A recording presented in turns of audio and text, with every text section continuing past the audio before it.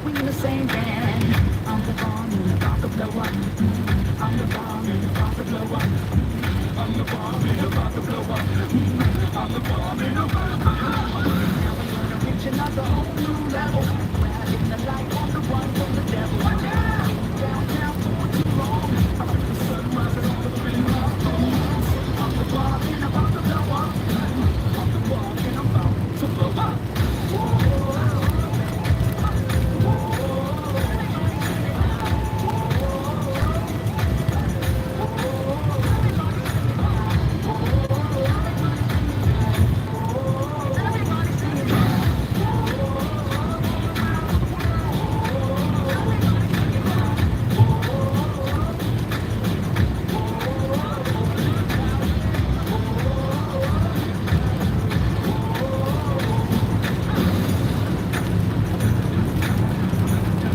Impossible not to sing that along with that. Well, this is me anyway.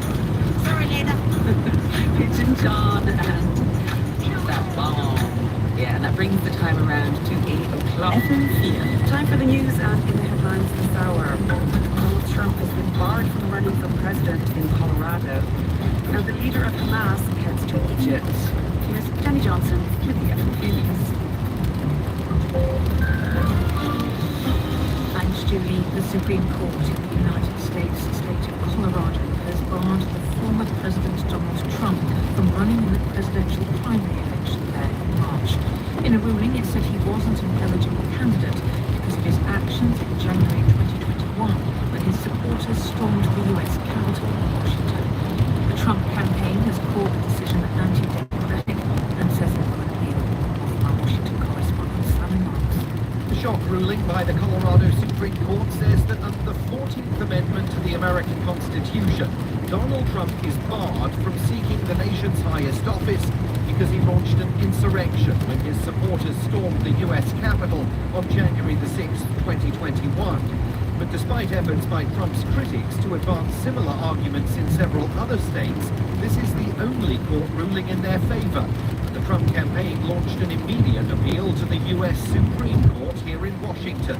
The news came on the day that fresh opinion polls show Trump has a realistic chance of beating President Biden next November. The French Parliament has passed legislation toughening the country's immigration policy following months of political wrangling. The amended bill was backed by both President Emmanuel Macron's Renaissance Party and Marine Le Pen's National Rally. Left-wing politicians have accused Macron of making concessions to the far right. The head of Hamas is expected to lead a delegation to Cairo to meet Egypt's intelligence chief today. Ismail Haniyeh's visit is being seen as the latest sign of possible movement in negotiations as the war with Israel continues. Last month, Egypt and Qatar helped to broker a truce. BBC's Yolan now. Ismail Haniyeh, who's usually based in Qatar, is expected to lead a high-level Hamas delegation to Egypt to meet its intelligence chief. Israel's President Isaac Herzog has said that his country is ready for another humanitarian pause in order to enable the release of hostages. International pressure has been mounting for a new pause in fighting that will increase the aid sent to besieged Gaza. The United Nations Security Council is now due to vote today on a resolution calling for a ceasefire. Voting has been repeatedly delayed by wrangling over the wording to try to avoid a veto by the US.